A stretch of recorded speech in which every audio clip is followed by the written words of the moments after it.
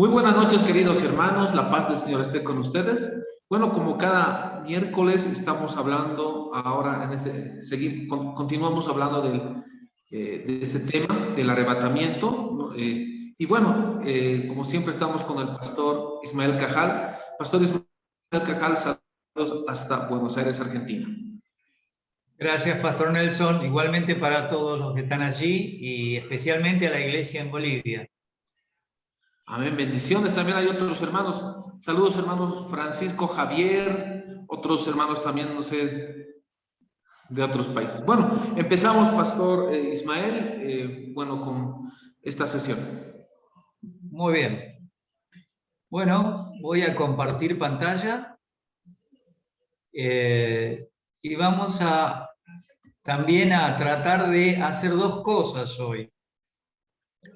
Cuando completemos la primera parte, vamos a parar para las preguntas antes de ir al capítulo siguiente. Y tengo un tema que me había pedido el pastor Nelson en un momento, hace tiempo, que tenía que ver básicamente con un algoritmo para el tema de la salvación. Así que en ese tema, cuando terminemos lo de hoy, quiero que ingresemos un poquito. Esto es una ayuda para que todos podamos saber cómo dar seguridad de salvación, cómo presentar un plan de salvación, y si realmente la salvación tiene alguna base bíblica para decir que no se pierde. Y ahí seguramente muchos podremos preguntar. Así que si hay preguntas, se las pueden pasar al pastor Nelson si quieren, o a mi email, o a mi WhatsApp.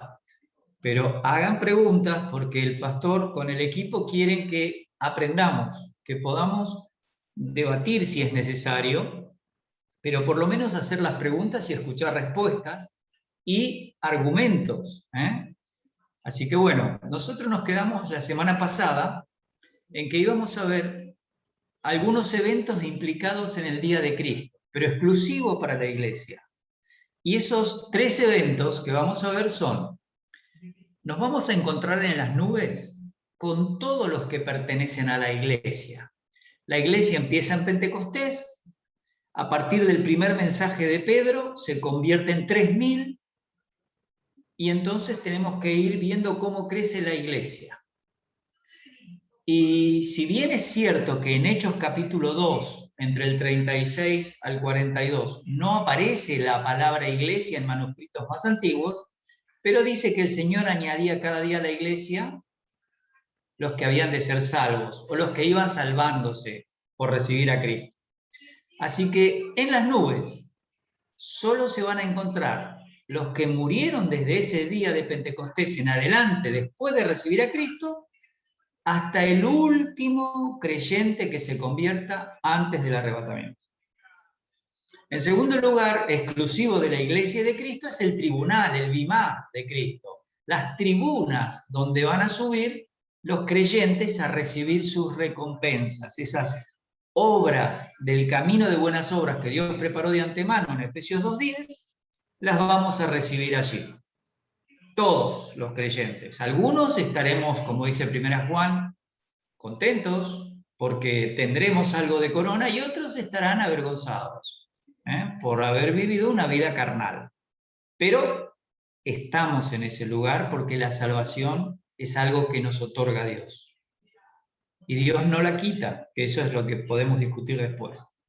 Y el tercer evento exclusivo de la iglesia, las bodas del Cordero. Se llama las bodas del Cordero porque la idea de comunión para el resto de la convivencia que va a haber entre el desposado y la desposada, o el marido y la mujer, según los conceptos bíblicos, no los occidentales que tenemos hoy. Yo les recuerdo, en Juan 14, el Señor Jesucristo dice: les conviene que yo me vaya, porque en la casa de mi Padre muchas moradas hay. Si no hubiera, yo les aviso, pero yo me voy y voy a volver y los voy a tomar para que donde yo estoy, vosotros también estéis.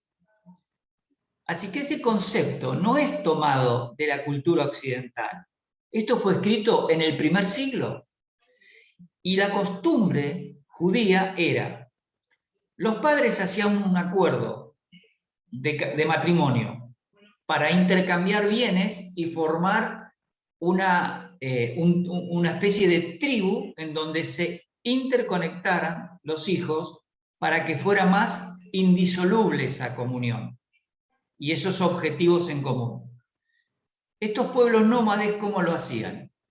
El padre del varón tenía que dar una dote por la hija de el otro familiar o que convivía con esa tribu, y eso cuando llegaba el momento se cumplía lo que se llamaba el casamiento. En realidad ya estaban comprometidos, por eso se habla de que la esposa y el esposo, pero no estaban conviviendo. Entonces, el padre, que había preparado un lugar para que viva su hijo con esa mujer, completaba la dote que se había comprometido, y entonces el muchacho iba con un grupo de varones y el papá de la mujer le daba algunas doncellas para que la acompañaran el resto de su vida, en la nueva tribu que iba a estar. Eso lo ven en Génesis 25, cuando Abraham manda a buscar una esposa para Isaac. ¿Se acuerdan? El criado va, ofrece una serie de elementos, un contrato, y la trae. Pero le preguntan a ella, porque no lo conocía, porque no habían hecho un acuerdo familiar en ese momento. ¿Querés ir? Y Rebeca dice, voy, porque Dios estaba obrando. Bueno, así funcionaba.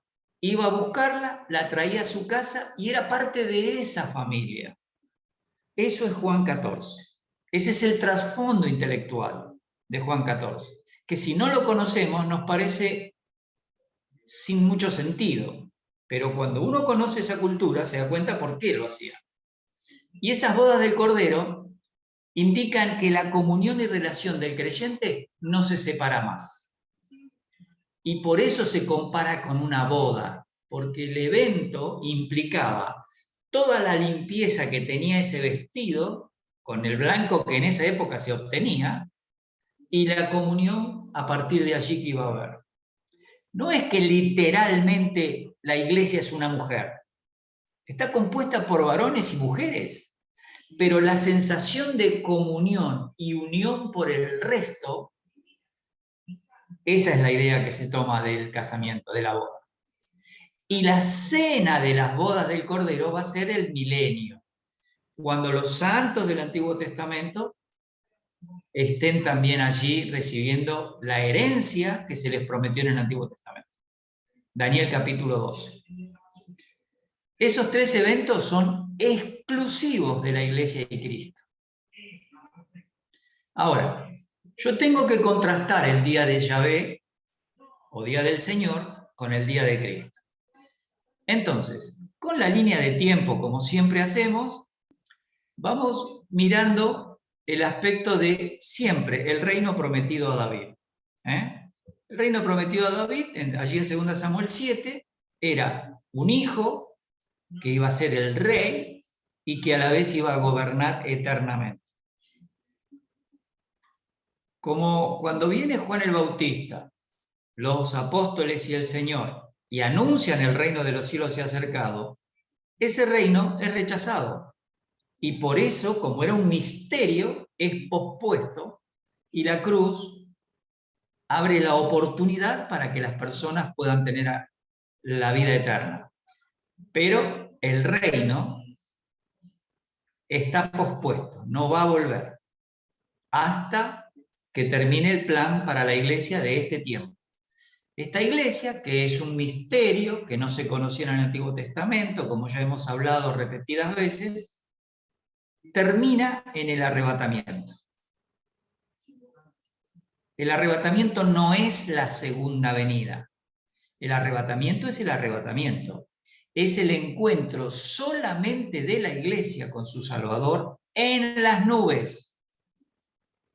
Ese es el día de Cristo que empieza ahí.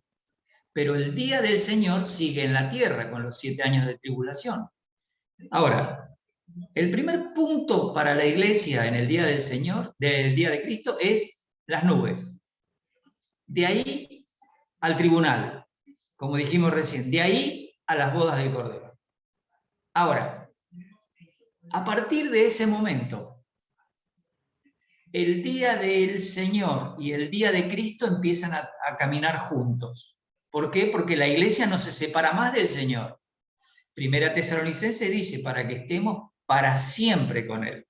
Así que lo que ahora va a empezar es una revelación donde todo ojo le verá en las nubes, la batalla de Armagedón, que sería el punto 4, cuando viene la iglesia con el Señor, más los ángeles que le sirven. De allí la iglesia va a ir a un lugar que va a ser la Jerusalén celestial. Pero mientras en la tierra, donde empezó el día de Yahvé o el día del Señor, está la tribulación, está el milenio y luego el juicio del gran trono blanco. Ahí desaparecen los cielos y las tierras actuales. Esa gente del juicio del gran trono blanco va directamente al lago de fuego y azufre. Como les dije la vez anterior, la idea es que hay por lo menos 3 libros ante cada persona que se abre.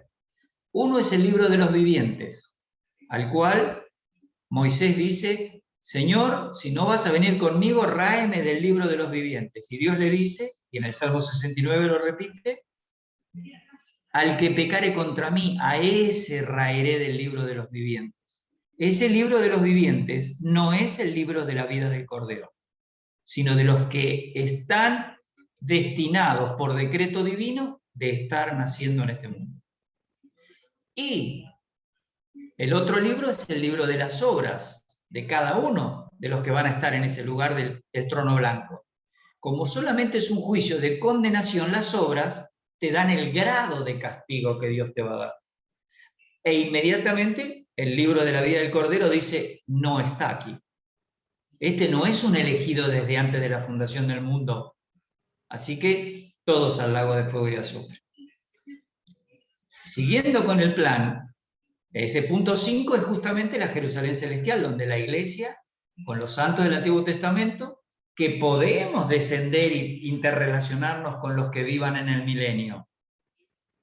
Esa Jerusalén celestial, ven ahí están los santos del Antiguo Testamento, pero también están los salvos de la tribulación, que van a estar allí, y los salvos del milenio también van a estar allí. Y esa gente va a ir a los cielos nuevos y a la tierra nueva, donde mora la justicia. Entonces, la línea roja hacia arriba, la flecha, nos indica el día de Cristo, para la iglesia, exclusivo. Pero cuando baja al punto 4, empezamos a estar paralelos con lo que se llama el día de Yahvé o el día del Señor. Teniendo esto en mente, nos damos cuenta dónde está la confusión de la teología del pacto. En tratar de simplificar eventos que no tienen nada que ver con lo prometido a Israel y a los gentiles en el Antiguo Testamento. El reino era para judíos y gentiles.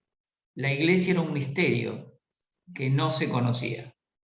Si ustedes pueden tener pintadas en sus Biblias las expresiones de 1 Corintios 10:32, cuando dice que no seáis tropiezo ni a judíos, ni a gentiles, ni a la iglesia de Dios, y cada vez que abren su Biblia piensan a quién está dirigido este libro, va a ser más simple interpretar un texto. Muy bien. Solo el día de Yahvé vamos a mirar. Daniel 12:7, cuando Daniel ya está terminando su libro, dice que este ángel que le está informando alza su diestra y su siniestra al cielo y jura por el que vive por los siglos, que sería por un tiempo, tiempos y la mitad de un tiempo. La palabra tiempo está indicando un año, tiempos 2 años y la mitad de un tiempo 6 meses. Es decir, hay 3 años y medio. Y cuando se acabe la dispersión del poder del pueblo santo, recuerden que el pueblo santo, Israel, está disperso desde el año 605. Y el anticristo es el último, digamos, rey o emperador terrenal que va a pisotear Jerusalén. Entonces dice el ángel, todas estas cosas, las que yo te mostré, serán cumplidas. Por eso siempre hablamos que Daniel, junto con Apocalipsis, son dos libros muy importantes y que hay que estudiarlos, pero no meter a la iglesia en el libro de Daniel. ¿Se entiende? Porque está para judíos y gentiles. Dios le prometió a Abraham, en ti serán benditas todas las naciones de la tierra. Y eso se va a cumplir en el tiempo milenial y en la eternidad. Ponemos entonces que empieza en la tribulación este día de Yahvé. Y sabemos por Daniel 12:11 que el ángel le dice que iba a haber 30 días más. Si yo coloco la mitad de la tribulación, 1290 días en vez de 1260, porque eran años de 360 días, me da 30 días más. Pero si sigo a esos 7 años de tribulación, que le da 30 días más, encuentro en Daniel 12:12, cronológicamente, que dice, bienaventurado el que llegue a 1335 días. O sea que ahora hay 45 días más. Y eso me da que hay un periodo de 75 días antes que empiece el milenio. ¿Se está notando este dato? Porque si ustedes ven el día de Jehová, el día de Yahvé, el día del Señor, tiene un tiempo de castigo, los 7 años de tribulación, pero tiene 75 días más donde Dios tiene que hacer una serie de actividades. Tiene que juzgar a las naciones vivas según Mateo 25, para ver quiénes van a entrar al milenio, los cabritos y los corderos. Tiene que pasar a Israel bajo la vara, para que el remanente sea salvado entrando al milenio. Tiene que hacerlos entrar bajo el pacto o el nuevo pacto que está hecho por el Señor con los apóstoles. Y tanto el Señor como los apóstoles van a estar gobernando en el milenio. La iglesia cogobierna. Entonces, en ese tiempo también hay que renovar toda la tierra. Termino el cuadro y hacemos preguntas. Toda la tierra tiene que ser renovada porque en el milenio no se crean cielos nuevos y tierra nueva. Eso se crea después del tribunal, del juicio del gran trono blanco. Entonces, esos 75 días sirven para todo esto. Hay que renovar, acuérdense, todos los mares se han convertido en sangre. Están muertos todos los animales, por lo tanto el olor a podrido debe ser inmenso. Si alguien alguna vez ha estado en un puerto donde el pescado es salado y enviado a otros lugares, sabe lo que es el olor. Si además todos los barcos están destruidos, porque se destruye el hecho de que, nos dice el libro de Apocalipsis, que aún la Babilonia comercial se queda sin ninguna posibilidad de hacer negocios. La religiosa y la comercial en 17 y 18 de Apocalipsis. No hay hojas verdes. El sol está quemando 1/3 y la luna dura 1/3 más. La noche se alarga. Eso es porque Jesús dijo en Mateo 24, si aquellos días no fueren acortados, nadie sería salvo. Pero se refiere a los que van a ser salvados en la tribulación, no a la iglesia. La iglesia ya no está participando de esos juicios. Pero además de juicios, el día de Yahvé tiene bendiciones. Tiene promesas de que Cristo o Dios mismo va a estar gobernando. Y además que los animales van a morar en buena convivencia, que no va a picar una serpiente a un bebé que juegue con ella, que el león, el cordero, todo va a estar allí, en armonía. y la gente no va a estar entrenándose para la guerra. Entonces, eso va a suceder. ¿Qué más? La Jerusalén celestial va a estar ahí arriba en el tiempo del milenio, porque desde ahí gobierna el Señor Jesucristo. El juicio del gran trono blanco, como ya vimos, que indica que todas esas personas van al lago de fuego y azufre. Y ya vimos que la Jerusalén celestial pasa a estar en los cielos nuevos y en la tierra nueva, en los cuales mora la justicia. Aquí podemos parar para hacer preguntas.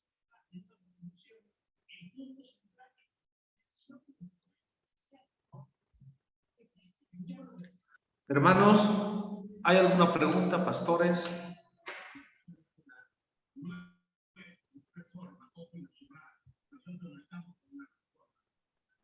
¿Hay alguna pregunta? Ismael. Sí. Ismael, entonces explicabas que la flecha en la diapositiva anterior, la flecha hacia arriba era el día del Señor. Luego la flecha después del 3 hacia el 4 era el día de Jehová. ¿Cierto? Espera. Así lo entendí yo. Lo que va hacia arriba tiene que ver con el día de Cristo. Con el día de Cristo. Solo la iglesia. Día de Cristo, ¿verdad? Día del Señor sería el mismo día del Jehová, entonces día de Cristo. Y la flecha hacia abajo sería el día del Señor, o día de Yahvé, o día de Jehová. Porque ahí se juntan los eventos, porque ya estamos para siempre con el Señor. Los 3 eventos de arriba, tribunal, o sea, encuentro de las nubes, tribunal y bodas del Cordero, exclusivo para la iglesia. Por eso se llama el día de Cristo. Y 2 lecciones atrás estuvimos estudiando los textos de Filipenses, de Corintios, mostrando que el día de Cristo es solo para creyentes, solo para la iglesia. Ahora, al descender al punto 4, estamos acompañando a Cristo en la batalla de Armagedón, en los juicios de esos 75 días, que ahora vamos a ver uno por uno los eventos. Ya, y luego de ese punto, subimos a la Jerusalén celestial, que es donde vamos a permanecer durante los 1000 años que acá en la tierra gobierna Cristo. Exacto. Ya, esa parte no la manejaba y no la sabía bien. La Jerusalén Bien. celestial entonces la inauguramos nosotros y después cuando termine el milenio, la Jerusalén celestial desciende con nosotros y para siempre con para toda la eternidad, ¿cierto? Exacto. Eso es los cielos nuevos y la tierra nueva. Ok, ya. Y ahí me quedo claro. Gracias. Ya. ¿Alguna pregunta, aporte, hermanos? Pastor, buenas noches ya acá. Es con relación a los santos del Antiguo Testamento. Pastor Ismael, buenas noches. Los santos del Antiguo Testamento van a ser examinados también en los 75 días previos al milenio, junto con los gentiles y los judíos que se han salvado en la tribulación. No. Porque el sistema con el cual el Señor los tiene es bajo la ley mosaica. Y según Hebreos 11, 39 y 40, estas personas anduvieron por fe. Esa fe, ahí tenemos a Abel, Abraham, tenemos a Isaac, Jacob y muchos más que el autor dice me faltaría el tiempo hablando de Gedeón, de Jefté. Todos esos santos del Antiguo Testamento estaban en el seno de Abraham según Lucas 16. Cuando el Señor, según Efesios 4, 8 al 11, hace su obra en la cruz, dice llevó cautiva la cautividad, o llevó multitud de cautivos. Esos cautivos tienen que ver con las personas del Antiguo Testamento que tuvieron fe en la relación con Dios. Y Hebreos 11 dice, son los espíritus de los justos del Antiguo Testamento hechos perfectos. Hasta Pentecostés dura ese momento. A partir de Pentecostés, todos pertenecen a la iglesia, pero los santos son ese grupo que está allí. Y en el capítulo 11, 39 y 40, dice que Dios proveyó algo mejor para la iglesia, para que no fuesen ellos perfeccionados aparte de nosotros. Cuando vas al capítulo 12 de Hebreos, Fidel, 22 al 24, se dice que la Jerusalén celestial tiene a los espíritus de los justos hechos perfectos y a la iglesia, porque la palabra congregación es iglesia, a la iglesia de los primogénitos que están inscritos en los cielos. La iglesia es diferente de los santos del Antiguo Testamento. Y es diferente de los salvos en la tribulación y de los salvos en el milenio. Yo preguntaba esto, pastor, porque entiendo que cuando dice en Efesios, llevó cautiva la cautividad, se refiere a que ellos fueron sacados del Hades, porque el Hades tenía dos compartimentos. El concepto del Hades en el Antiguo Testamento es de que tenía dos compartimentos, estaba separado el seno de Abraham del lugar de tormento. Exacto. Cuando habla de que sacó los cautivos, o sea, los santos del Antiguo Testamento, los lleva al paraíso, ¿no es así? Exacto. Ya. Ese lugar, el paraíso, es el mismo lugar donde cuando un cristiano fallece, va. Sí, hoy el creyente parte para estar con Cristo. Su cuerpo duerme, no su alma y su espíritu. Claro. Por eso dice Pablo en 2 Corintios 12, que conoce a un hombre que si en el cuerpo no lo sabe, si fuera del cuerpo tampoco, pero que fue arrebatado al tercer cielo. Estuvo en el paraíso, que es otra forma de llamar al tercer cielo. Esos santos del Antiguo Testamento todavía no tienen su cuerpo glorificado. No, Ismael, cuando el Señor en la cruz, al ladrón bueno que se conoce, le dice, hoy estarás conmigo en el paraíso. Sí. Sabemos que antes había dicho que nadie había ascendido al cielo, sino el que descendió del cielo. ¿Ese paraíso que le nombra al ladrón es el seno de Abraham todavía? ¿O es el paraíso donde van los creyentes? No, porque lo que Jesús se compromete con el ladrón es que él pertenece a los santos del Antiguo Testamento, no a la iglesia. Él aún está en la ley, ¿cierto? Está bajo la ley todavía. Aún pero no la promesa es que él va a estar, pero no su cuerpo. Entonces, el pastor, se puede inferir de que el espíritu y el alma, tanto los de los santos del Antiguo Testamento como los del Nuevo, están en un estado de espera del arrebatamiento. Sí, consciente. Ismael, no entendí eso que dijiste al final, que su cuerpo y el alma está donde y el cuerpo, ahí me mareé, perdón. Bueno, tanto de los santos del Antiguo Testamento como de la iglesia, recuerden que no forman un grupo, están separados. Cada creyente que muere, su alma y su espíritu están presentes con el Señor, pero su cuerpo está dormido. Los santos del Antiguo Testamento tienen la misma situación.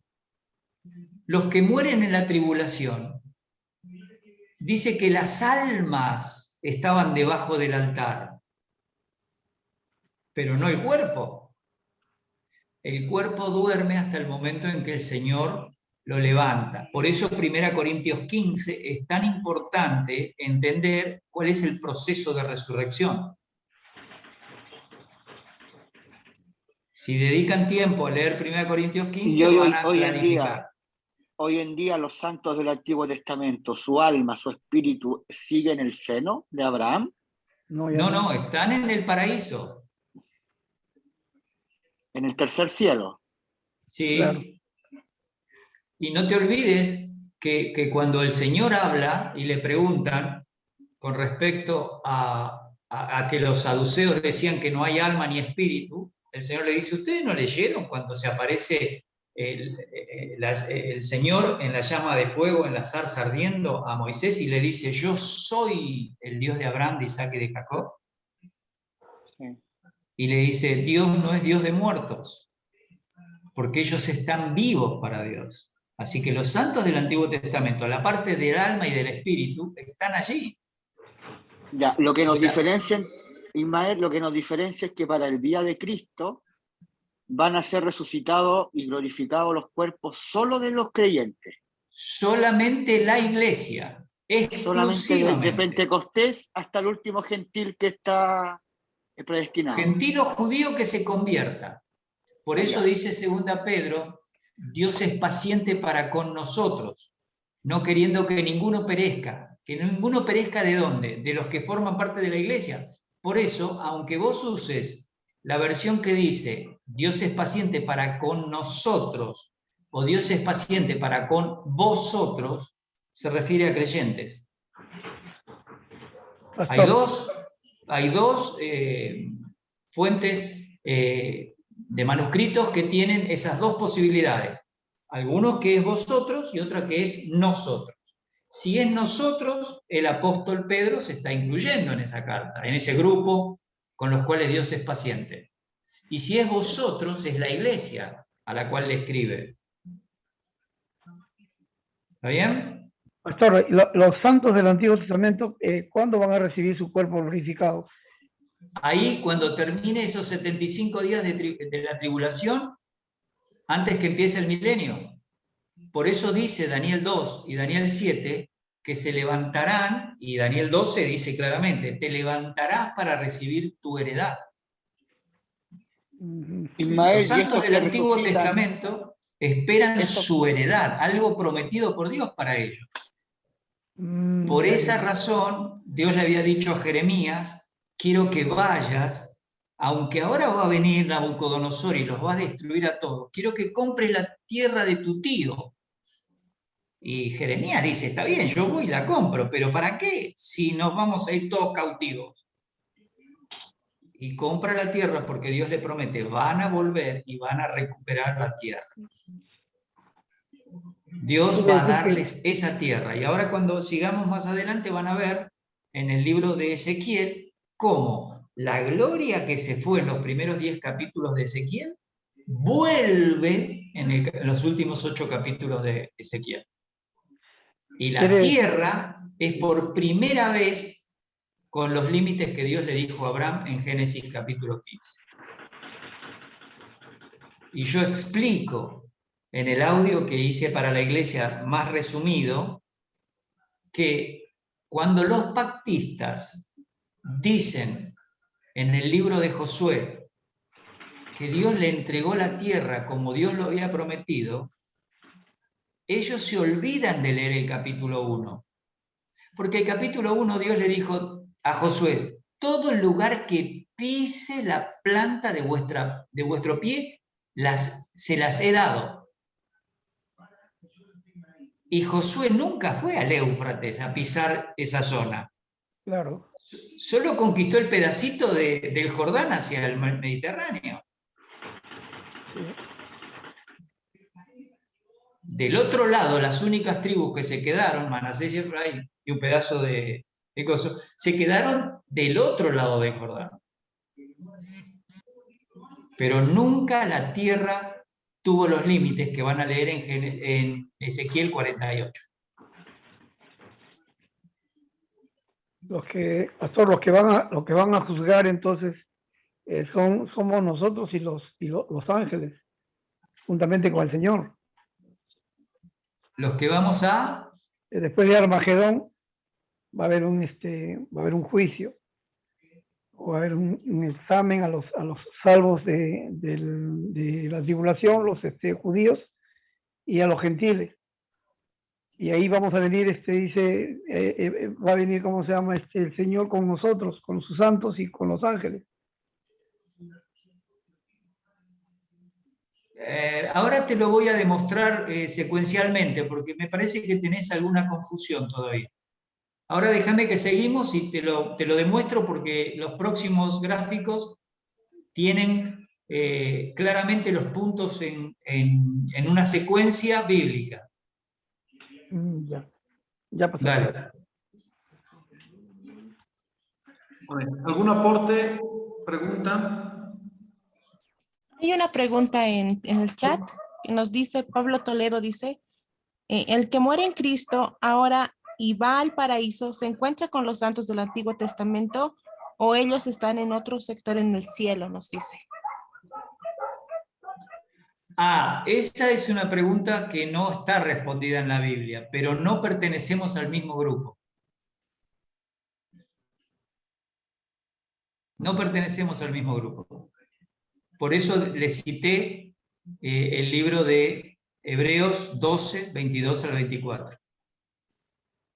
Ellos están en un grupo. Si se comunican entre ellos, no lo sé, porque no lo dice la Escritura. Porque seguramente estando el Señor allí, todo el mundo está en otra sintonía. No están charlando, che, ¿cómo salió Boca River este fin de semana? Che, ¿qué pasó en Bolivia que falta gas? No se ponen a hablar de esas cosas. Entonces no conozco, porque la Biblia no expresa qué interrelación pueda haber. Bueno, pastor, una pregunta. La esposa del Cordero es la iglesia, ¿verdad? Exacto. Bueno, vámonos. Yo quisiera que nos vayamos a Apocalipsis 21:9 y dice, vino entonces a mí uno de los 7 ángeles que tenía las 7 copas llenas de las 7 plagas postreras y habló conmigo diciendo, ven acá, yo te mostraré la desposada, la esposa del Cordero. 10. Y me llevó en el espíritu a un monte grande y alto y me mostró la gran ciudad, la ciudad santa de Jerusalén que descendía del cielo de Dios. Esto me parece muy interesante porque es muy interesante este versículo. Voy a volver a leer. Dice, vino entonces a mí uno de los 7 ángeles que tenía las 7 copas llenas de las 7 plagas postreras y habló conmigo diciendo, ven acá, yo te mostraré la desposada, la esposa del Cordero. Pero no le muestra a la iglesia, le muestra la Nueva Jerusalén, pastor. Sí, porque muchas veces podés utilizar como sinécdoque la figura de o los creyentes solos o la Jerusalén celestial. Entonces, ¿cómo te das cuenta? Porque esa ciudad tiene una cantidad de cosas que solamente es Cristo. La luz, no tiene necesidad de sol, pero evidentemente toda esa ciudad ahora es una sinécdoque de la iglesia. Y si uno se pregunta, ¿por qué hacen eso? Bueno, esas son figuras de dicción que lamentablemente en el siglo o en el tercer milenio que vivimos no conocemos tan profundamente, pero evidentemente por todo el resto del Nuevo Testamento, la esposa no es una ciudad, es un grupo de personas que forman la iglesia. Pero esa es la ciudad donde ella está. ¿Te acordás cuando en la historia se hacía una ciudad? Por ejemplo, los emperadores podían armar una ciudad y tenía el nombre ¿de quién? De la esposa. Cuando el Taj Mahal se hizo, tenía que ver con la esposa de ese rey. Entonces, a veces la historia nos muestra que se usaba muy a menudo la ciudad de Lidia, la ciudad de Tiatira. Son todas nombres que a veces están relacionados entre un soberano y su esposa. Así que en ese sentido podemos decir que es una sinécdoque, que es utilizada en lugar de. Pero por supuesto la iglesia no tiene 12 columnas, no tiene 12 puertas, pero sí la Jerusalén celestial donde morará la iglesia por la eternidad. Claro, este versículo sobre todo habla muchos escatólogos dicen, yo creo que la esposa del Cordero es la Nueva Jerusalén y no la iglesia, ¿no? Bueno, Y creo que si fuera así, la pregunta es, ¿por qué se viste de blanco en capítulo 19? Claro. Entonces yo Porque creo que dice que se viste de blanco, de lino fino, blanco y resplandeciente, porque son las acciones justas de ¿quiénes? De los santos. Claro, pero en este versículo, analizando textualmente, contextualmente, gramaticalmente, y la mejor forma de que te va a decir que la mejor interpretación es la literal, porque eso, en eso estamos de acuerdo. Entonces, la interpretación literal te va a decir que es la Nueva Jerusalén. Bueno, lo que pasa, Nelson, que vos no podés hacer una exégesis de un solo texto para decir una verdad de toda la Biblia. Claro. Vos tenés que tener ese texto más el resto de los textos. 5 mínimamente. Porque cuando uno junta toda la información, porque yo le digo a ese exégeta, a ese hermano que está sacando esa buena exégesis del texto, le digo, pero ¿qué dice el capítulo 19? ¿Qué son las acciones justas de los santos? ¿Y por qué dice han llegado las bodas? Si todavía falta los 1000 años más la destrucción de la tierra actual y recién desciende la ciudad. Entonces, hace mucha falta, porque Pablo mismo dice, os he desposado como a una virgen pura con Cristo, 2 Corintios 11. Entonces, a los creyentes, en un lugar se los considera parte de una virgen pura. Cuando vas a Efesios 5, lo que encontrás es que la purificó por el agua de la palabra. Él se entregó para tener una iglesia gloriosa, sin mancha ni arruga. Pero Efesios 5 está hablando de los creyentes, no de una ciudad literal. Entonces, cuando juntás la información, eso se entiende este texto como una sinécdoque. Es decir, utiliza el lugar de los habitantes redimidos de la Nueva Jerusalén. Sí.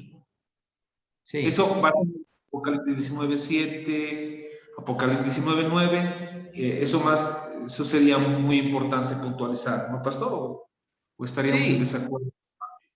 Sí, pero hay que recordar que una cosa es la novia, la esposa del Cordero, que es la iglesia, y otra cosa es la Jerusalén celestial, porque en Hebreos 12 te hace la diferencia de esos dos grupos.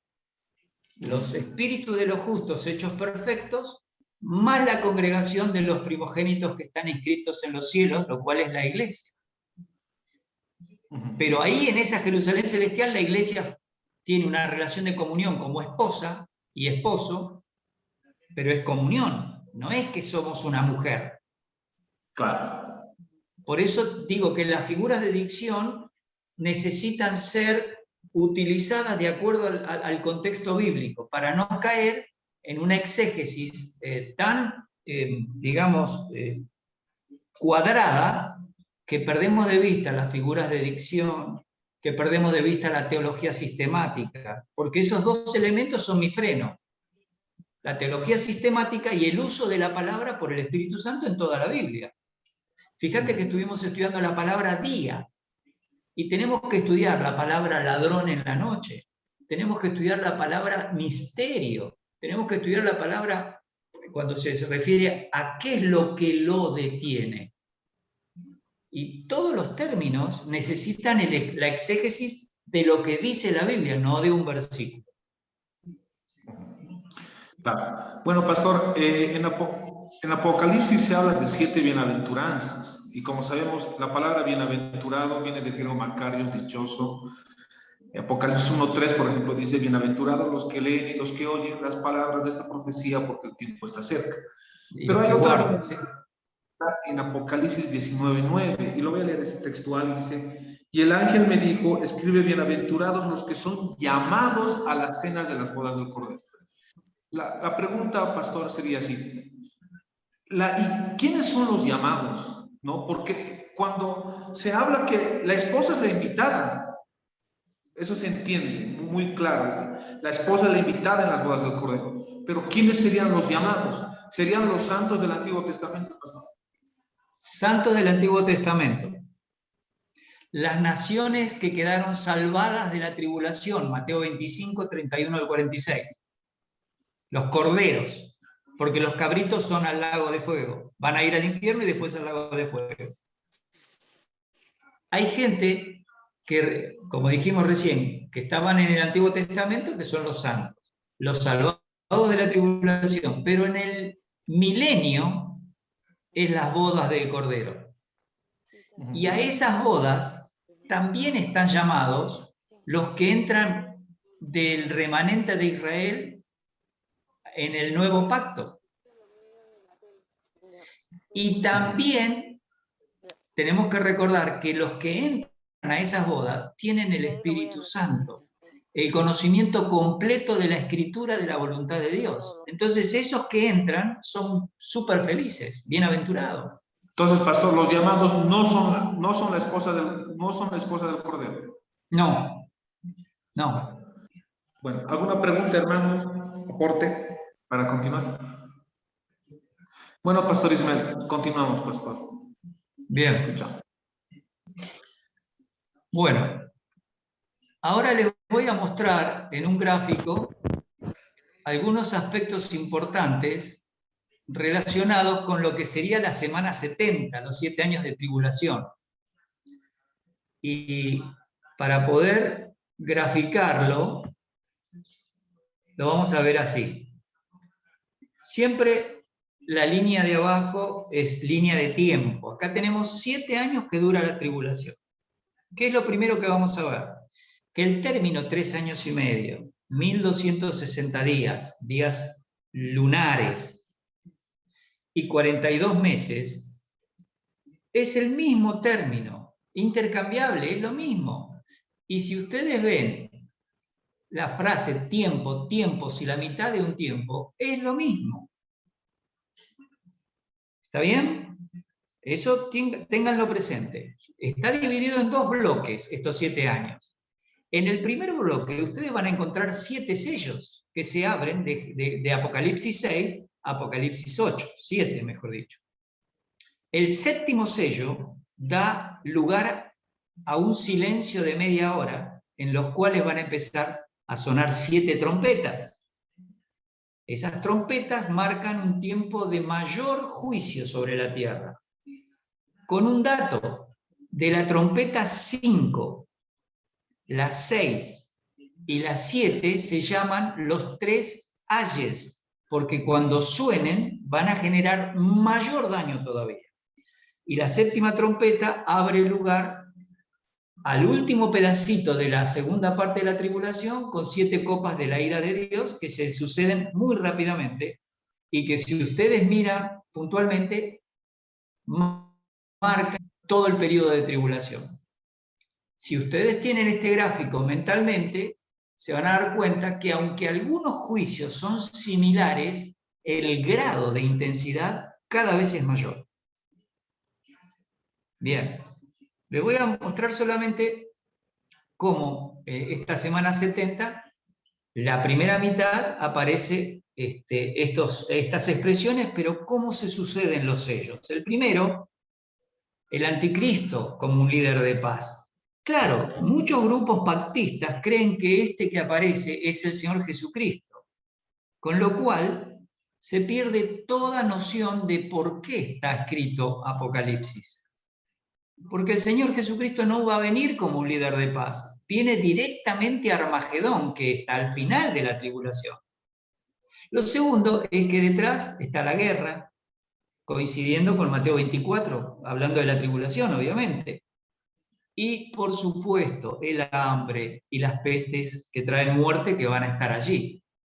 Cuando vas al 5º sello, se ve lo que están muriendo en la tribulación. No se olviden que Apocalipsis, si bien es secuencial en un aspecto, en otro aspecto va y vuelve el evento. Porque en un momento estás en el cielo, en otro momento estás en la tierra, en otro momento volvés al cielo, volvés a la tierra. Y eso hay que tenerlo en cuenta. A veces estás al principio y el ángel lo lleva hacia el final y después vuelve. Ese es el problema de la interpretación de Apocalipsis para la mayoría de aquellos que han estudiado el libro sin el conocimiento hermenéutico adecuado. Es fácil hacer exégesis de un texto, pero necesito el contexto inmediato, el contexto del libro, el contexto de la teología sistemática. Si no, me va a faltar siempre algo.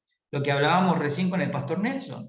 Cuando yo tomo solamente Apocalipsis 21, 9, y parece que la esposa del Cordero es una ciudad. Pero cuando miro los otros textos, me doy cuenta como que también tiene que ver con personas. Por eso la figura de dicción sinécdoque, utilizando una cosa por otra, por el total. El punto 6 son algunos cambios en el universo, pero no son definitivos. Va a haber más cambios. Y el séptimo, por supuesto, en ese cambio del universo viene el sellamiento de los salvos de la tribulación, y el punto 7 es el silencio que va a dar lugar a las trompetas. Yo esto trato de hacerlo gráfico para que ustedes puedan visualizar y no se transforme esto en una locura, porque la verdad es que toda la escatología parece una locura. Pero cuando uno confía en la Escritura y tiene una buena hermenéutica para estudiarla, se hace tan simple, me acomoda las ideas, que termino diciendo, Señor, qué increíble tu capacidad de haber desarrollado esto hace tantos siglos, y yo lo voy entendiendo hoy, y me elegiste a mí para que me pueda aprender esto. Estos son temas maravillosos para el espíritu, para el alma del creyente. Vamos a ver los eventos que implican ahora la iglesia, pero ahora ya estamos acompañando al Señor, ¿sí?, en los juicios y en el reinado milenial, pero después sigue con el reinado eterno. Entonces, ¿cuáles son los eventos? Primero, batalla de Armagedón, siempre acompañando al Señor. Esto sería ya, empieza lo que en la tierra es el día de Yahvé, el día del Señor. ¿Está bien? Pero la iglesia viene con el Señor. Cuando algunos preguntan ¿por qué? ¿En qué versículo te basás? Lo remitimos a 1 Tesalonicenses 4. Así estaremos para siempre con el Señor. Así que lo acompañamos donde Él va. Y Él ahora viene a un juicio para terminar la tribulación. Lo siguiente es que automáticamente el falso profeta y el anticristo son enviados vivos al lago de fuego y azufre. Y esto es el único caso, porque el resto de las personas va a ser enviado al infierno, y después recién son levantados en el juicio del gran trono blanco. Satanás es atado por 1000 años. Esto completa la primera resurrección con los santos del Antiguo Testamento y los salvos de la tribulación. Los judíos que pasan bajo la vara son personas que están vivas, no murieron en la tribulación. Los que murieron en la tribulación fue por permiso divino, y quien hizo la tarea fue el anticristo, potenciado por Satanás. Ahí a la iglesia, con el Señor Jesucristo, Pablo nos dice que estamos juzgando a los demonios. Todavía no empezó el milenio, pero estamos juzgando a los demonios porque no van a estar sueltos nunca más. El Señor ya había dicho que este lugar era preparado para el diablo y sus ángeles. Seguimos. Estamos acompañando al Señor, todavía no está el milenio. Mateo 25 nos dice que hay un juicio sobre naciones gentiles, no judíos, no es la iglesia, que los separa en cabritos y corderos como lo hace un pastor. Pero son las naciones que quedaron vivas. Por eso arranca 25:31, cuando el Hijo del Hombre venga en la gloria, con sus santos ángeles con él, se sentará en su trono de gloria, y las naciones serán presentadas delante de él, y como el pastor aparta cabritos de corderos, así va a ser el Señor Jesucristo. Y ustedes saben que el juicio en ese lugar es por lo que hicieron para con los judíos en la tribulación. Inmediatamente el juicio sobre Israel. Tienen que pasar bajo la vara. Ese remanente va a aceptar entrar bajo el nuevo pacto. La idea es que Dios te va a obligar, como judío en ese tiempo, a que pases bajo la vara y entres en el pacto que Dios te propone.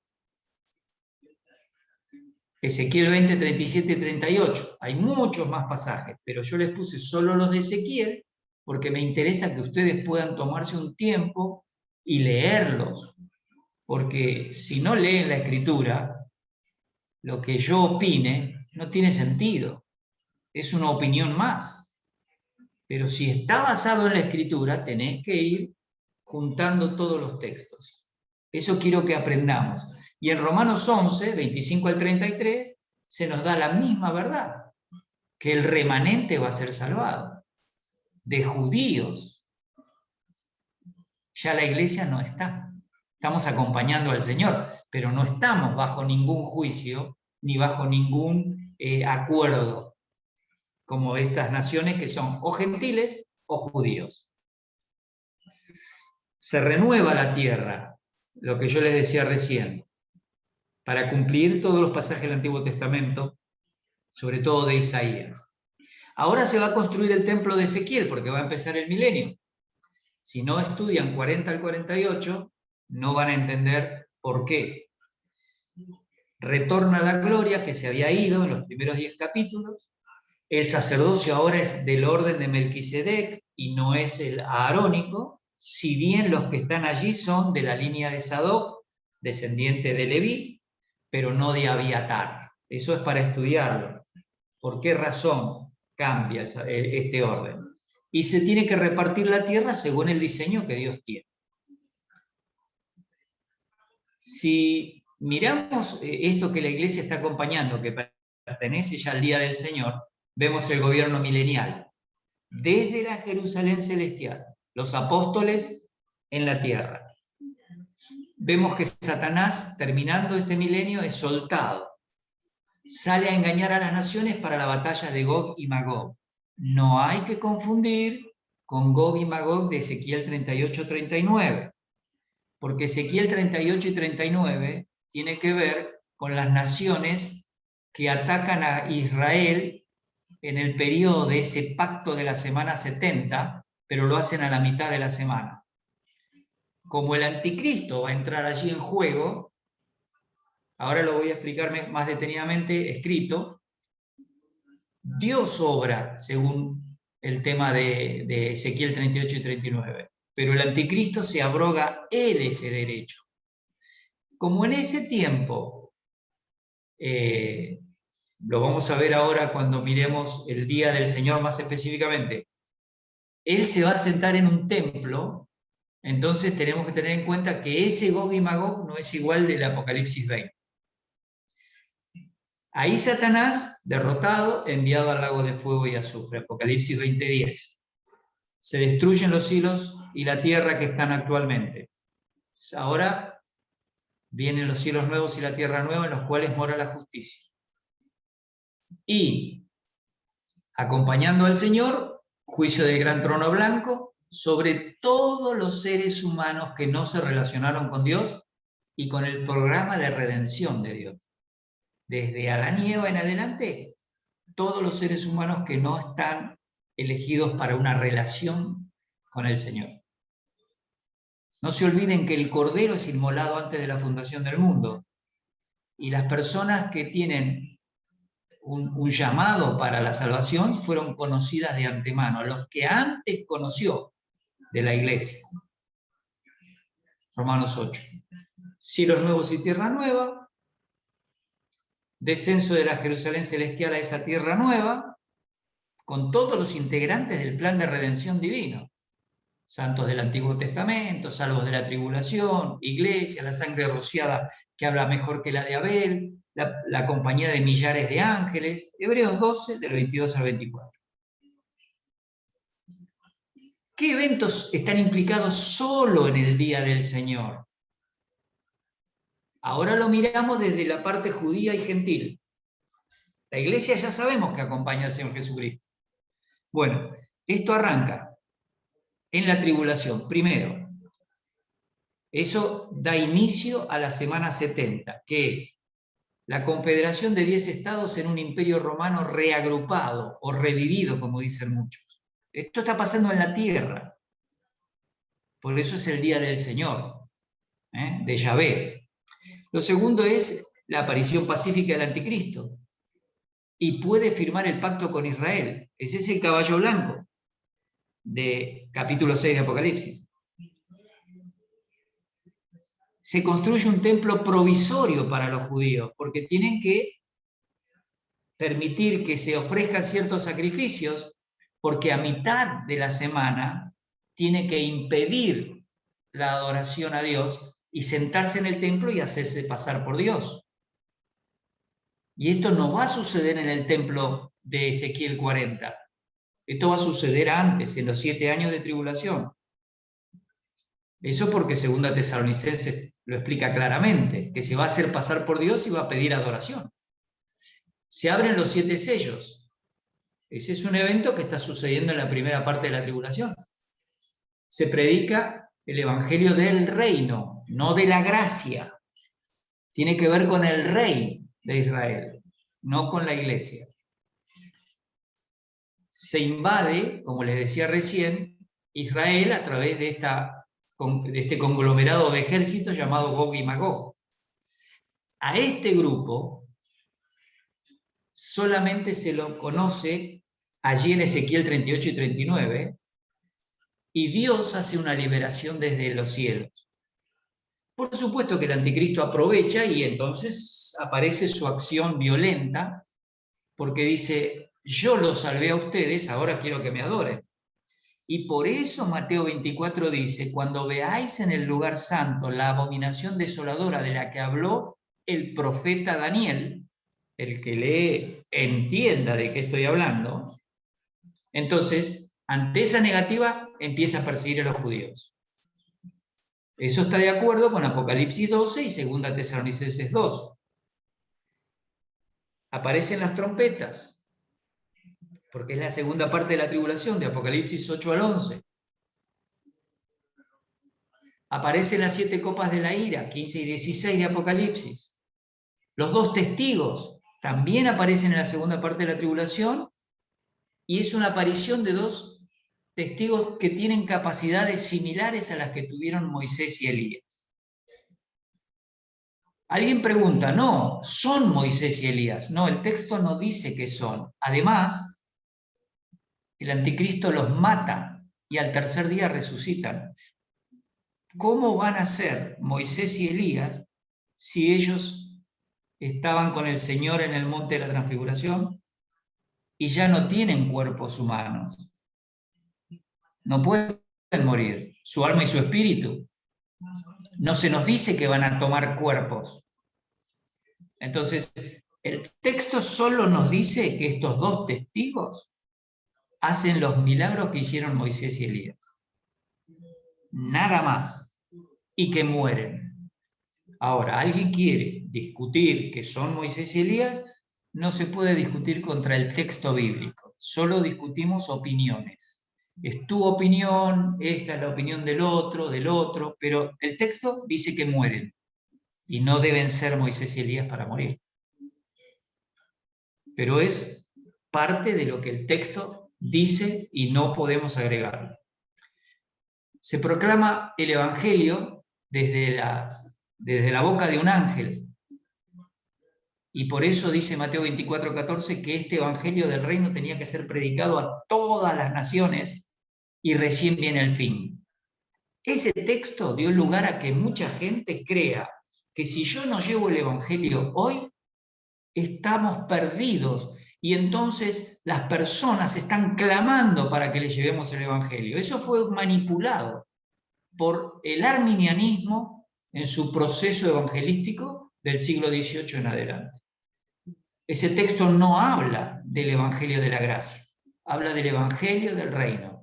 Y como han mezclado esas dos cosas, entonces la Biblia se torna oscura para hacer exégesis. Y Apocalipsis 14 es clarísimo. Esto sucede en la tribulación. Por lo tanto, Mateo 24, que está dentro de lo que pasa en la tribulación, fue sacado de contexto. Si seguimos mirando, cae el sistema religioso y comercial que se llama Babilonia, ahí en 17 y 18 de Apocalipsis. Se ven las bodas del Cordero porque está terminando la tribulación y esa es la unión que tiene Cristo con los creyentes. Aparición visible, todo ojo le verá, como dice Zacarías 12, Mateo 24, como el relámpago sale del oriente y se muestra hasta el occidente, bueno, así es su venida. Apocalipsis 19, son los textos básicos.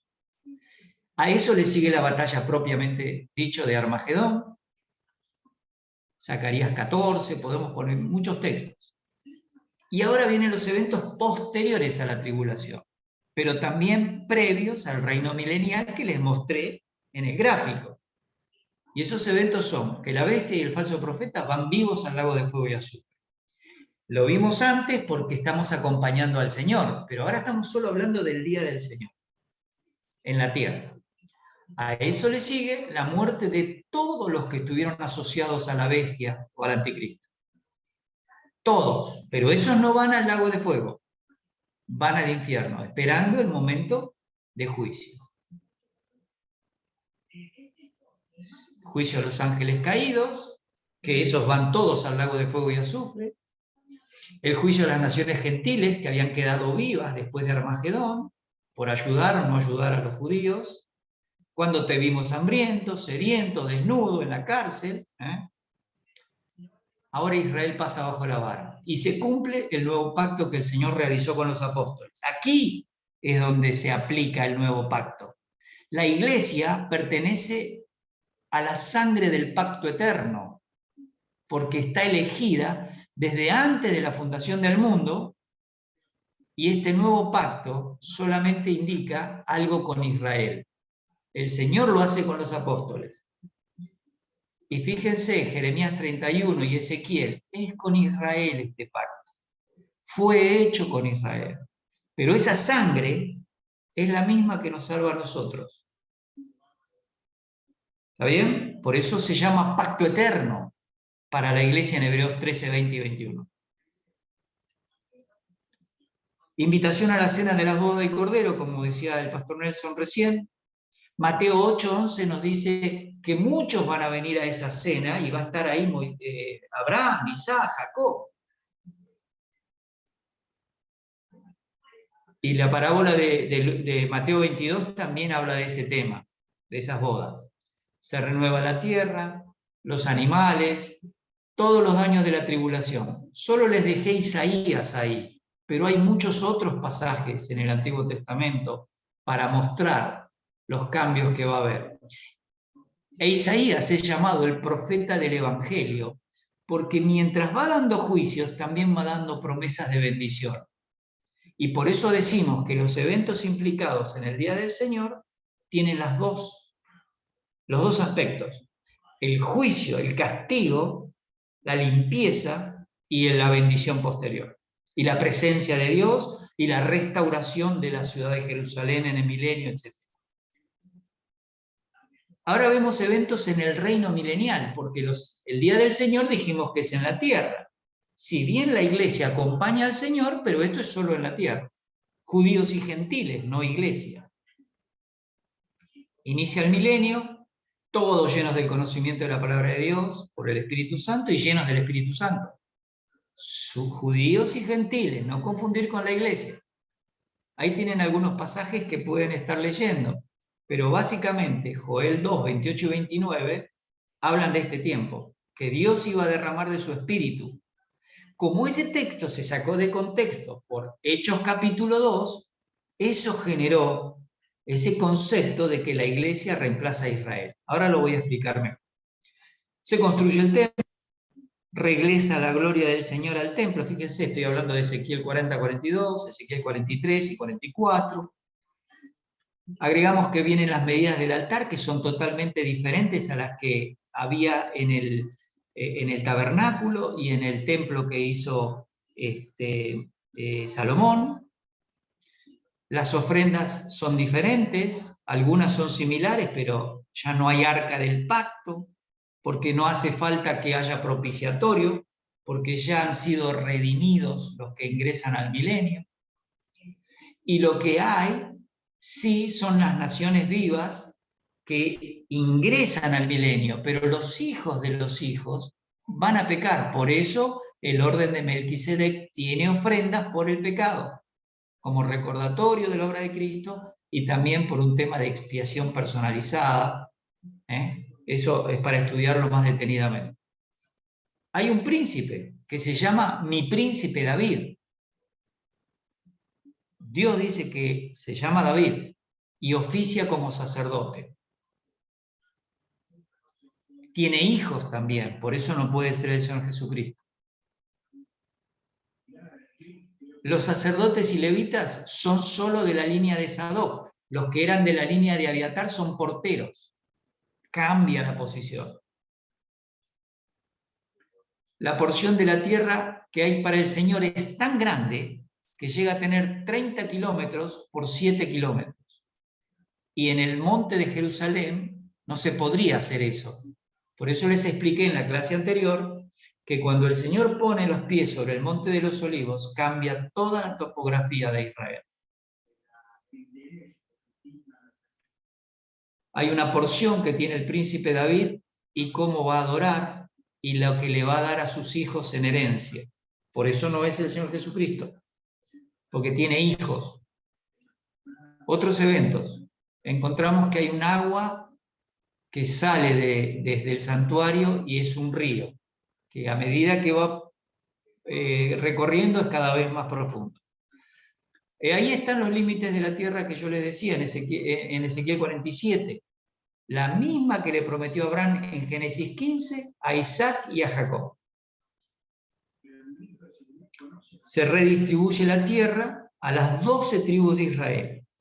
Ya no están Manasés y Efraín. ¿Por qué? Porque Manasés y Efraín eran los hijos de José. Y José recibe doble porción de parte de Jacob en Génesis 49. Pero reaparece la tribu de Dan, porque van a estar las 12 tribus de Génesis 49. Los 12 hijos de Jacob. Dan nunca perdió su posición como tribu. Aún cuando uno puede, algunos dicen que por Génesis 49 será Dan serpiente junto al camino, ahí viene el anticristo. No, que aparezca una serpiente no tiene que ver con Satanás ni con el anticristo, tiene que ver con un animal que era de una manera y después es de otra, pero ahí, cuando habla del niño jugando con la serpiente, no habla de Satanás jugando con un niño, porque no es así. Por eso hay que estudiar las palabras siempre dentro de su contexto, para saber por qué se puede usar de una forma o de otra, y no ser tosudo en decir, no, la serpiente antigua es Satanás. Sí, eso dice Apocalipsis 12, pero en el libro de Isaías, el niño jugando con la serpiente no está hablando de Satanás. Ahí es una serpiente literal. Entonces, todos estos detalles desaparecen siempre que abrimos la Biblia de tapa a tapa. ¿Qué más? Satanás, que vimos que es soltado al final del milenio, él tiene que ir a engañar a las personas que fueron naciendo de los que entraron con el Espíritu Santo y el conocimiento completo. Y como va a encontrar corazones dispuestos a ir a sacarse de encima al Señor, esa es la última batalla. Y es Satanás, no los demonios. Cuando ustedes leen de Armagedón en Apocalipsis, 3 espíritus inmundos a manera de rana salen y van a engañar a los reyes de la tierra. Ahora no hay reyes, porque está gobernando el Señor Jesucristo. Entonces Satanás sale a buscar gente, él mismo, para esa batalla. ¿Ven cómo la Biblia encaja? el juicio del trono blanco, que dijimos todos los seres humanos que están en Adán, que no fueron elegidos para relacionarse con Dios, y la redención, los cielos nuevos y la tierra nueva con la Jerusalén celestial, los nuevos habitantes, que se nos aclara en Apocalipsis 21, que los que están en Adán no van a estar allí, los mentirosos, los fornicarios, los idólatras, los maledicientes, se nos repite, nadie que esté en Adán va a estar en estos cielos nuevos, en esta tierra nueva y en esta Jerusalén celestial. Y con eso ustedes van a ver después las características de la Jerusalén celestial, puntualmente. Así que, si resumimos estos eventos, decimos, 3 eventos exclusivos para la iglesia en el cielo con el Señor Jesucristo. Arrebatamiento, en las nubes, tribunal o bimá, recompensa, y bodas del Cordero, comunión por la eternidad. En la tierra empieza el día del Señor. Así que el día de Cristo para la iglesia, el día del Señor en la tierra. Y finalizando la tribulación, la iglesia con Cristo participa desde esa revelación y Armagedón por la eternidad. Este es el resumen más simple que les puedo hacer de todas estas cosas que estuvimos mirando, que creo que son muchas, que son confusas inclusive, que generan preguntas, pero bueno, la idea nuestra es estudiar. ¿Y qué podemos aplicar? Bueno, siempre hay que agradecer porque Dios nos dejó la Biblia y solo ahí está la respuesta para todos estos temas. Recordar siempre, judíos, gentiles e iglesias son diferentes. No te olvides de organizar tiempo de lectura y estudio, porque ahí está. Y fundamentalmente profecía del Antiguo Testamento, que vas a ver que nunca se cumplieron. Que las que tienen doble cumplimiento, una parte se cumple y otra parte queda sin cumplirse. Y Dios, como tiene planes incondicionales cuando hace sus pactos, Abraham, David, el pacto palestino, el nuevo pacto en su sangre, lo va a cumplir. Y tercero, si podés compartir lo que vas aprendiendo, es una forma de servir y de expresar gratitud porque el Señor es el que nos da este entendimiento. Bueno, aquí salgo un poquito, son 21:19, escucho las preguntas. Sí, pastor, tengo una antes que termine el tiempo. El príncipe David, ¿es el mismo David del Antiguo Testamento? Parece que sí. Ya, él se va a sentar en el trono, en el milenio. En la terrenal.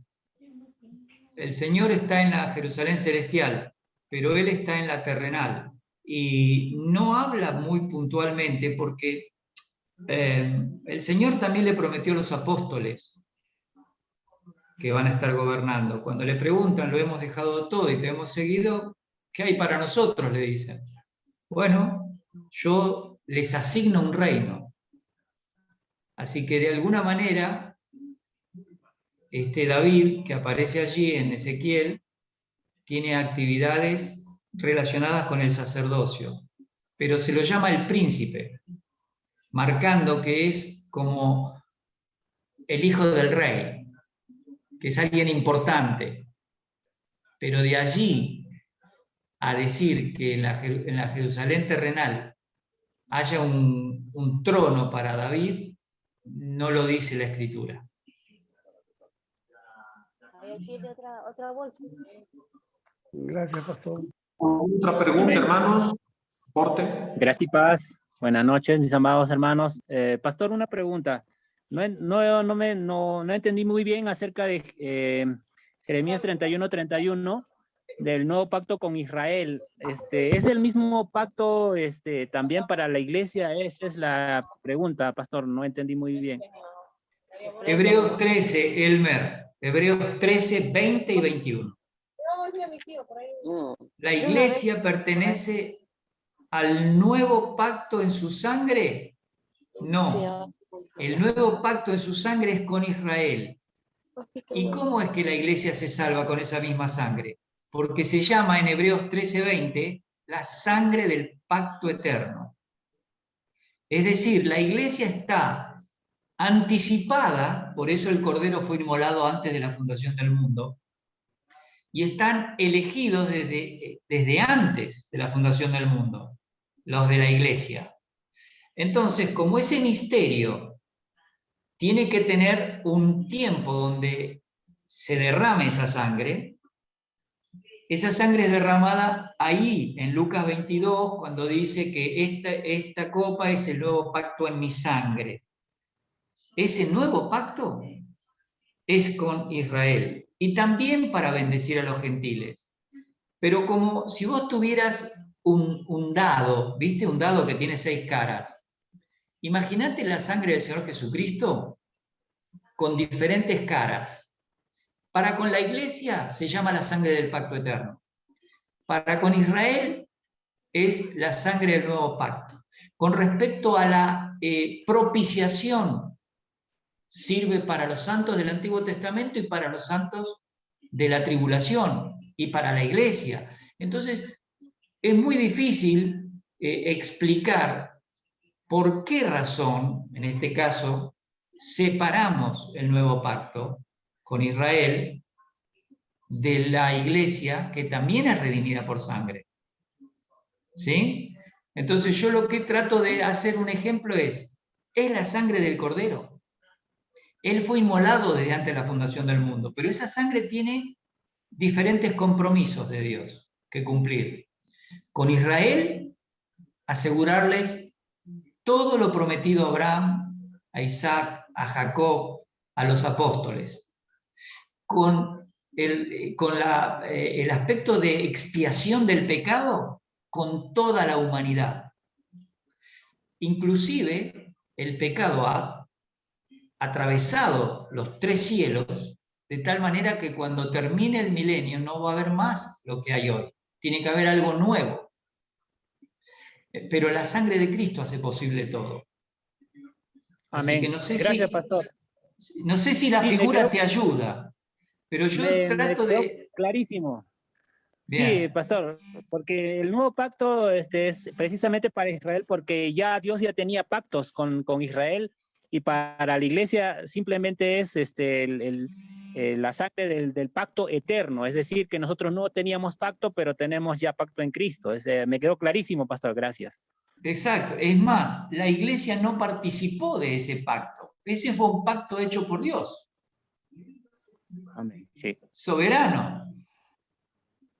En cambio, con Israel dice, en Ezequiel 20, 37 y 38, los haré entrar en mi pacto. La idea es como que los voy a obligar a estar en este nuevo pacto que les prometí.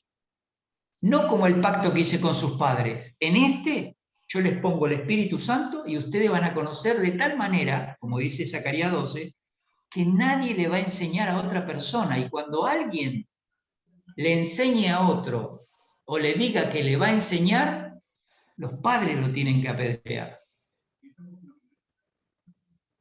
Y esa dispensación muestra que el corazón del hombre, aún teniendo todo el potencial para agradar a Dios, empieza a caer al punto que después siguen a Satanás al final del milenio.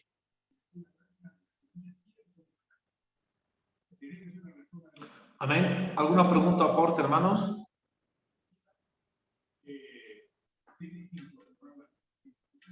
Bueno, pastor, entonces tendríamos que hablar de las diferencias entre el arrebatamiento y la segunda venida de Jesucristo, ¿verdad, pastor? Sí, sí. En el arrebatamiento, Jesucristo viene por su iglesia. En la segunda venida de Jesús, de nuestro Señor Jesucristo, en esta segunda venida viene con su iglesia, ¿no? Entonces, creo que hay que diferenciar estos dos acontecimientos proféticos, ¿no, pastor? Excelente, redondito. ¿Qué pasó?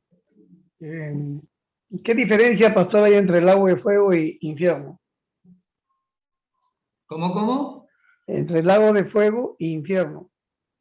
El Hades, o lugar que llamamos infierno, pero que está relacionado con la palabra Gehenna, tendríamos que estudiar y mostrar los textos, pero te lo resumo. Es un lugar previo al lago de fuego y azufre, porque el lago de fuego y azufre fue preparado para el diablo y sus ángeles. Y cuando se empieza a hablar de las personas que van a estar allí, nunca se habla de la iglesia.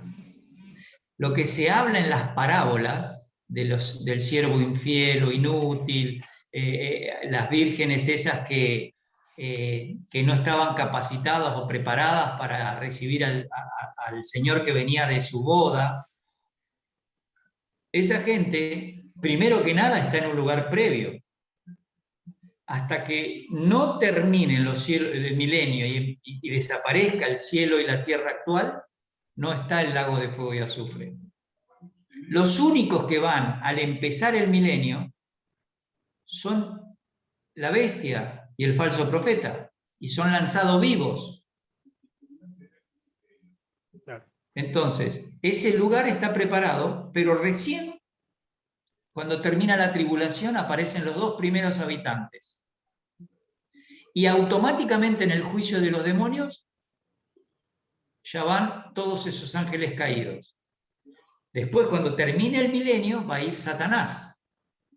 Y ahí viene el juicio del gran trono blanco y todos los que están en Adán, que nunca estuvieron relacionados con la redención, van a ese lugar. Por eso dice Apocalipsis 20 del 11 al 15, que la muerte y el Hades entregaron sus muertos. Y recién de ahí van al lago de fuego. Por eso se llama infierno, Hades, en hebreo Gehenna. Son todas las figuras que indican un lugar previo de castigo, y ahí tenían antes el lugar del seno de Abraham. Una vez que el Señor resucita, completa ese proceso de sacar de allí a los santos del Antiguo Testamento y queda solamente eso que llamamos infierno en forma generalizada, pero que hay que estudiar las palabras para usarlas correctamente. Gracias, pastor. Amén, hermanos. ¿Alguna otra pregunta, aporte? Bueno, quiero agradecerle al pastor Ismael por este tiempo y le rogaría por pastor que esta siguiente sesión sea para preguntas, respuestas o debates, pastor. Sí, ahora terminamos 21 a 29, creo que es la primera vez que termino justo. Pero, ¿sabés qué sería bueno en la próxima arrancar con el tema de salvación? ¿Qué opinás?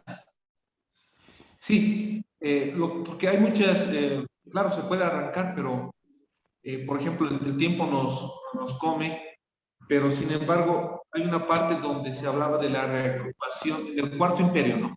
Se hablaba de la reagrupación del Imperio Romano. Y le digo, pastor, no estoy muy de acuerdo en esa parte porque sabemos más bien que no sería más bien la manifestación de ese Imperio Romano, sino el califato islámico, ¿no? He estado leyendo mucho el libro de Joel Richardson, La Bestia del Medio Oriente, y realmente tiene mucha razón Richardson en ese sentido, de hablar de este cuarto sería el califato islámico.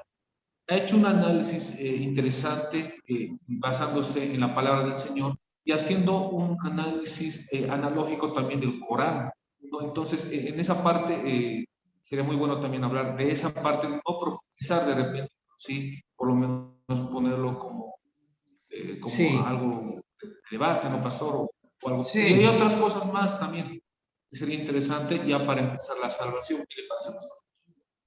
Sí, el tema, ¿sabés qué? Es que hoy por hoy lo único que se puede hacer es especular. La especulación viene de lo que vemos que pasa, pero el Señor no tiene ningún drama en hacer un cambio automático y que aparezca el anticristo de donde Él decide. Lo que sí sabemos es que de las naciones gentiles, que tiene que ver mucho con el cuerno pequeño de capítulo 7 de Daniel, pero la verdad es que hacer una especulación muy puntual sobre algo que excede a lo bíblico, y yo no soy de la idea de abordar un tema así, porque me puede dar 500 datos y de repente, mira, te hago un ejemplo muy simple para no robar mucho tiempo.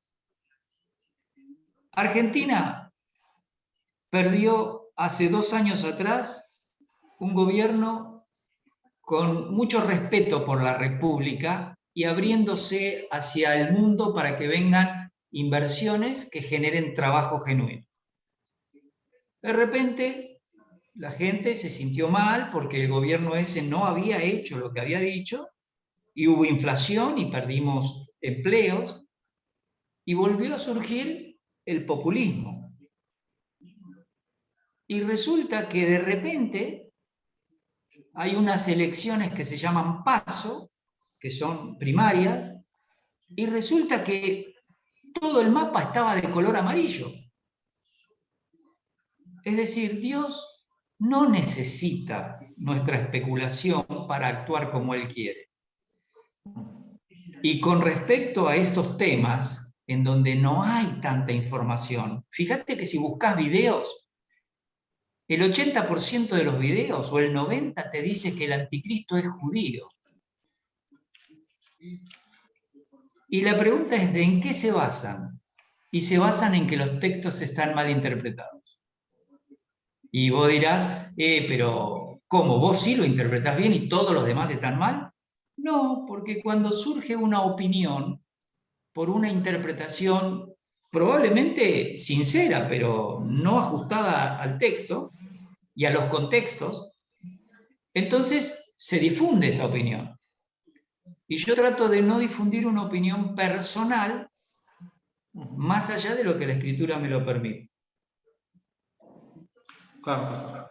Esto le hablaba por el estudio de Edom y Moab. ¿No? Edom y Moab van a ser juzgados en este tiempo. Y sabemos que, bueno, Edom y Moab tiene que ver mucho en este tiempo con este juicio también que va a venir sobre las naciones.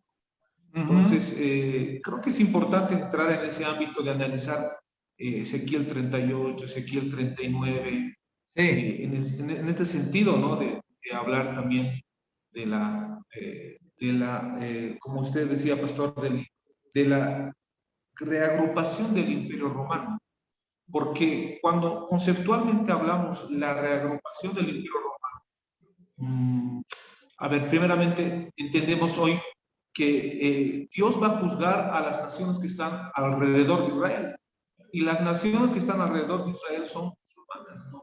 Entonces, que tienen mucho que ver con Moab y Edom. Bueno, eso sería más que todo, pastor, ya por factor tiempo también. Hay una argumentación escatológica, bíblica también de esto que me ha parecido interesante.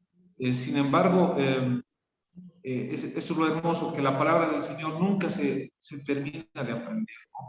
Entonces, bueno, eso quería decir el pastor. ¿Qué le parece si la siguiente de repente hablamos y después empezamos con la salvación? Porque a mí me queda... que se debe hablar de la salvación, pero del arrepentimiento, sobre todo, ¿no? Entrar también en el análisis de la palabra arrepentimiento, que viene del metanoineo, cambio de pensamiento y conducta. Entonces, creo que es muy importante también hablar de esto. Estoy muy preocupado porque en Bolivia no se está hablando de la salvación del alma, se está hablando de otras cosas, se habla de la teología de la prosperidad, otras teologías posmodernas y más que todo filosóficas, ¿no? Partiendo de Manuel Kant. Bueno, por ahí iba, pastor, ese sentido. Bueno, ¿y qué le parece si la siguiente de repente ya hacemos eso y empezamos con la salvación? Perfecto. Yo tengo solamente después 4 o 5 transparencias de cuadros para que quede graficado los contrastes. Son cuadros comparativos que y por las dudas de que quede algún método de mezcla del Señor y día de Cristo. Y ahí arrancamos con lo que quieran preguntar. Bueno, queridos hermanos, gracias, Pastor Ismael. Realmente en Bolivia estamos aprendiendo mucho de usted. Me incluyo, pastor, estoy aprendiendo demasiado de usted, demasiado, y también muchos pastores. Saludos, Bolivia, de Bolivia a Argentina, pastor. Realmente, eso quería decirle, pastor. Y queridos hermanos, también lo vamos a mandar ya a la grabación de este estudio, porque es muy importante para la edificación de la iglesia. Bueno, pastor, buenas noches, Dios nos lo bendiga. Saludos, hermanos. Buenas noches. Hasta luego. Gracias, bendiciones, pastor. Gracias, pastor. ¿sí?